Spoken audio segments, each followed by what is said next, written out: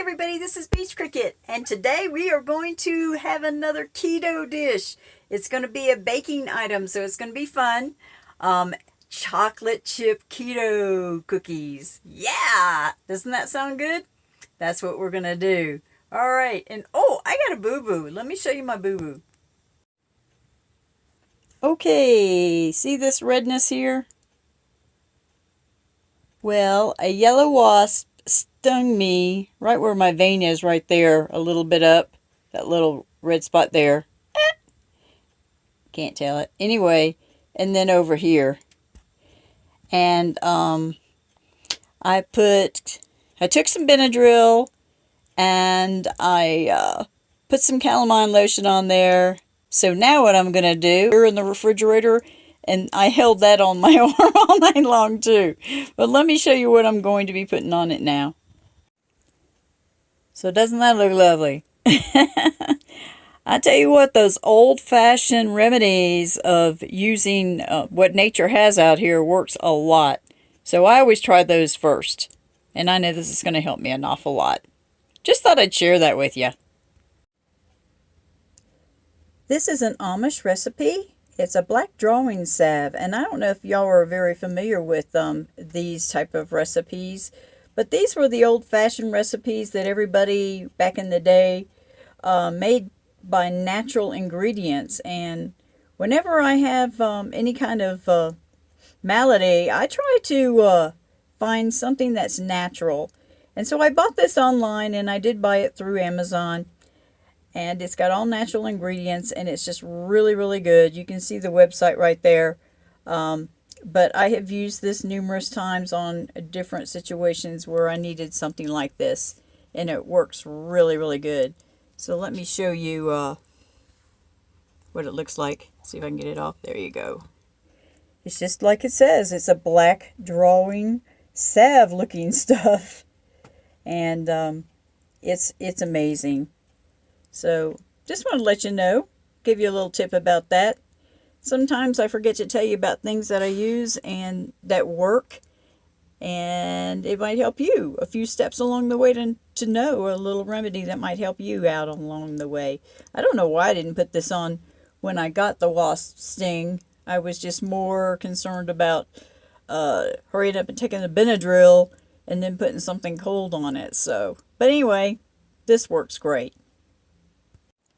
The first ingredient for our keto chocolate chip cookies is almond flour, and it's 1.5 cups.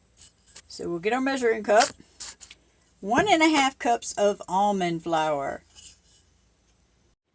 And 1/2 teaspoon of baking powder to go in there too.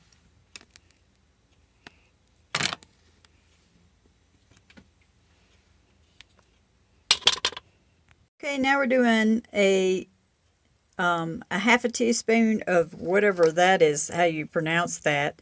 That is like cornstarch, but with low carbs. It's another form of it. Instead of using cornstarch, you use that. I'm not even going to attempt to even try to pronounce that. And I'm going to do a 1/2 cup of stevia. You can either do that or do, let's see, how much is the monk fruit? 3/4 cup of monk fruit sweetener. So you can do either or on that.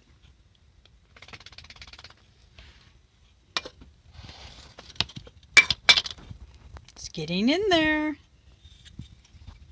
And again, it's time to sift this all up. So we're sifting all the dry ingredients first. So here we go. And there it is, all sifted up, all pretty. So the next thing we're going to do is we're going to mix up the wet ingredients together, and then we're going to put them together. And the last thing is the chocolate chips. And I use the dark sugar-free Lily chocolate chips so that it will be even less on the sugar and less on the carbs. So we're going to do 1/2 cup of butter. And we're going to use a teaspoon of vanilla extract. 1 egg.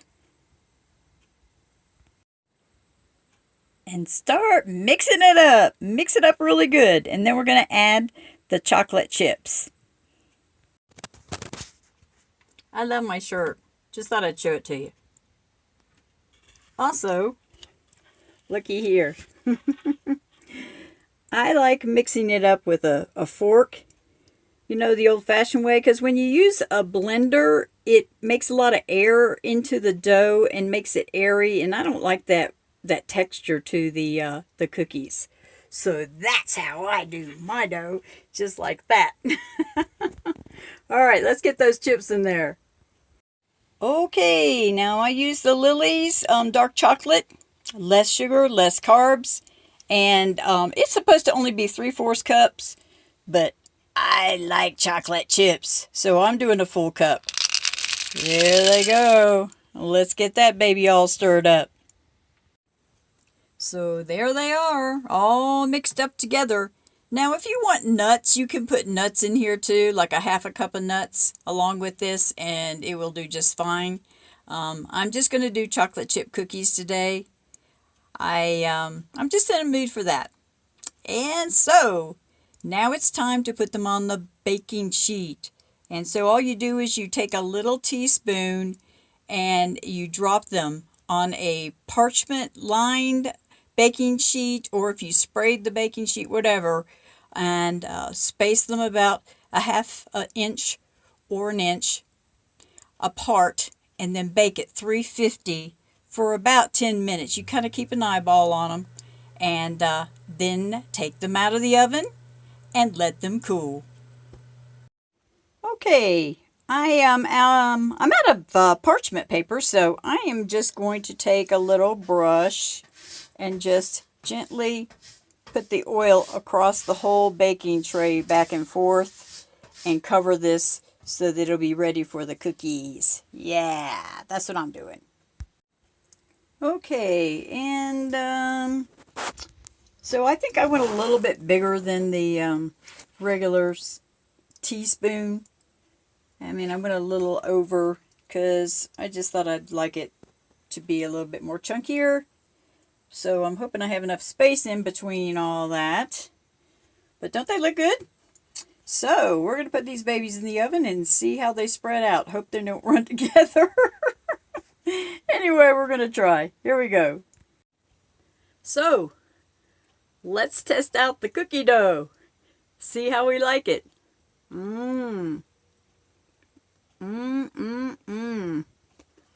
Yep, that's going to work out really good. Keto chocolate chip cookies. Yeah. Good. Okay, so they're in there. Looking good. And so now it's the waiting game. Yummy. Okay, now I want to just remind you of something while we're waiting for those cookies to bake. Those keto chocolate chip cookies. Make sure that you at least do this every so often, whatever's convenient for you, but please try to do it. Use sanitary wipes, disinfectant wipes, or hand sanitizer. You can use that on a wipe or on a paper towel, whatever. Clean your phones you've got in your hand constantly.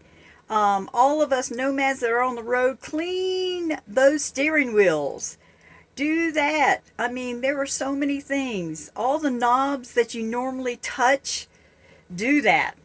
Clean it every now and then, at least once a month or more. I would do more. Because your hands are touching everything and you're spreading germs all over the place. And especially when you're cooking, you need to be really clean and keep those hands clean. But, you know, you think about it, all the stuff that you touch daily. And a lot of us nomads out here, we're doing 1,000 things. And when we get around to washing our hands, we are like, what? All that was on my hands? For sure. So do it more often than you normally do. There's just so many things that you need to wipe off. So that's my little tip for today on health. Okay, and here's the finished product. These turned out so good. They're light and crispy. I didn't flatten them down. I just did the dollop on the baking pan. And they didn't spread out. They just held their form. The almond flour does a wonderful texture to the chocolate chip cookies. Oh my goodness. They're light and airy and crispy and just, ooh, a whole dimension, a whole different kind of dimension. I'm very pleased with this. Yeah! Keto chocolate chip cookies for the win.